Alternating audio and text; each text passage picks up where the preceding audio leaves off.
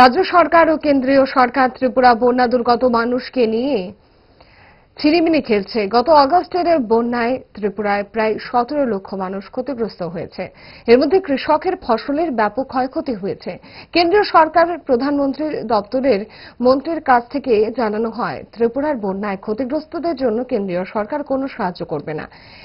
SDRF এবং NDRF এর তরফে সাহায্য করা হয়েছে।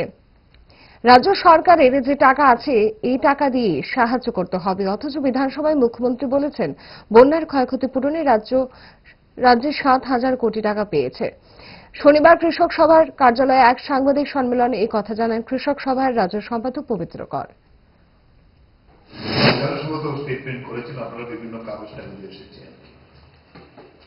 আমরা নির্দিষ্টভাবে বলতে চাই, এইটা নিয়ে রাজ্য সরকার কেন্দ্রীয় সরকার ত্রিপুরার বন্যা দুর্গত মানুষের এই দুর্গতি নিয়ে ছিনিমিনি খেলছে। যেখানে রাজ্য সরকারের কথায় আমরা মানি 17 লক্ষ মানুষ আক্রান্ত, সবচেয়ে বেশি ফসলের ক্ষতি হয়েছে। প্রধানমন্ত্রীর এই বিষয়ে যে দায়িত্বপ্রাপ্ত মন্ত্রী মিনিস্টার চিঠি দিয়েছে যে কেন্দ্রীয় সরকারের কাছ থেকে কোনো সাহায্য দেওয়া হবে না। এসডিআরএফ এনডিআরএফ এর যা যা সাহায্য করা আছে, রাজ্য সরকারের যে টাকা আছে এই টাকা দিয়ে করতে হবে। এখন দেখলাম বিধানসভায় বলছেন আমরা 7,000 কোটি টাকার সাহায্য পেয়েছি। আমরা চাই এটা ওপেন করুক, কি কি খাতে 7,000 টাকা পেয়েছে। কিন্তু কেন্দ্রীয় সরকার তো এটা অস্বীকার করছে। মুখ্যমন্ত্রী ঘোষণা করেছিল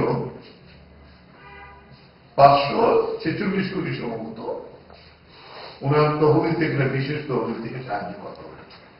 এটা কোথায়? বলে এই বিষয়টা নিয়ে আমরা সিদ্ধান্ত কালকের মিটিংয়ে নিয়েছি।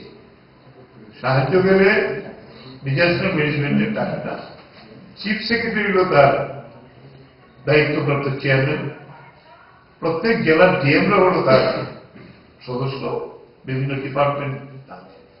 আমরা এই 8টা ডিএম এর কাছে আমরা আগামী 10 দিনের মধ্যে আমরা যাব, কোথায় কি দিয়েছে আমরা জবাবও চাইব, আমরা এই সাহায্যের দাবি জানাবো।